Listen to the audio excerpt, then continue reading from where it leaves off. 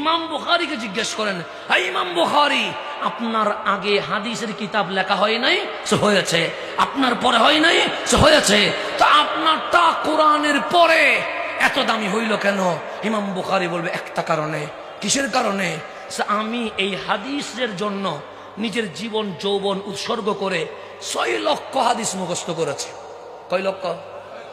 সেইখান থেকে যাচাই বাছাই করে 3 লক্ষ হাদিস সহি বলে প্রমাণিত হয়েছে। কয় লক্ষ? এখন 3 লক্ষ হাদিসের বই যদি দে বাজারে, আমরা 5 মিনিট মাহফিল শুনতে পারি না। 3 লক্ষ হাদিস পড়তে পারবেন? ইমাম বুখারী বলে দিন যত যাবে এই উম্মতগুলো অলস হবে। তখন উনি কি করলেন? আরো গবেষণা করলেন। গবেষণা করে দেখলেন 1 লাখ হাদিসের একটা হাদিসও বাদ দেওয়া যাবে। কয় লাখ হাদিস? কারণ ইমাম বুখারী 1 লক্ষ হাদিস জমা করতে গিয়ে দেখেছে বিশাল ভলিউম হয়ে গেছে।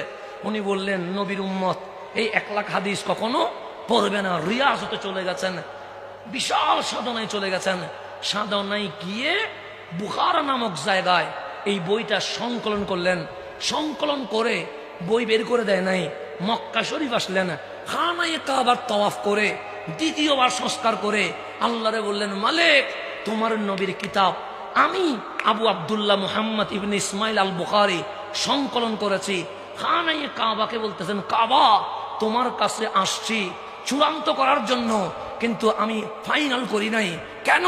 সে নবীর রওজায় গিয়ে কামলিওয়ালার জবান থেকে আমি ফাইনাল করব। ইমাম বুখারীর আকীদা কি? নবী মরানা জিন্দা? এটা তো প্রথম পৃষ্ঠা আছে, মুকাদ্দমা খুলেন না, প্রথম পৃষ্ঠা বুখারী শরীফের। আপনি প্রথম পৃষ্ঠায় পড়েন নাই? আপনারা কে বলছে বুখারী শরীফ চিল্লানোর জন্য? প্রথম পৃষ্ঠা পড়েন। প্রথম পৃষ্ঠা কি আছে দেখেন।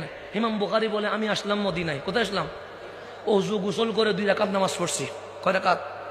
2 রাকাত নামাজ পড়ে বাবুস সালাম দিয়ে ঢুকছি। কি দিয়ে ঢুকছি? বাবুস সালাম দিয়ে ঢুকে ঠিক নবীর রওজা বরাবর দাঁড়ায়া আমার রসুলকে বললাম, ইয়া রাসূলুল্লাহ, আমি আবু আব্দুল্লাহ মুহাম্মদ ইবনে ইসমাইল আল বুখারী নিজের জীবন যৌবন সবটাই আপনার হাদিসের জন্য দিয়ে দিয়েছি। আপনার উম্মত যেন সঠিক দিশা পায় আমি নিজের জীবন উৎসর্গ করেছি। নবী গো, প্রথম হাদিস আপনার পাশে শুয়ে আছে, ওমর ইবনুল খাত্তাব থেকে বর্ণিত, ক্বালা রাসূলুল্লাহ ইন্নামাল আমালু বিন্নিয়াত। বসে এইভাবে শুরু করে, কালিমাতানে খফিফাতানে আলাল লিসান সাকিলাতানে আলাল মিজান। শেষ হাদিস পর্যন্ত আমার নবীরে শোনাইছি।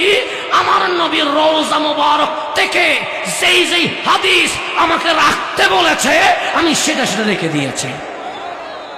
তো নবী কোথায়? ও রওজায়। আপনি বলতেছেন মরি পৌঁছে গেছে, আপনি বলছেন মরি কি হয়ে গেছে। আর ইমাম বুখারী বলে আমি হাদিস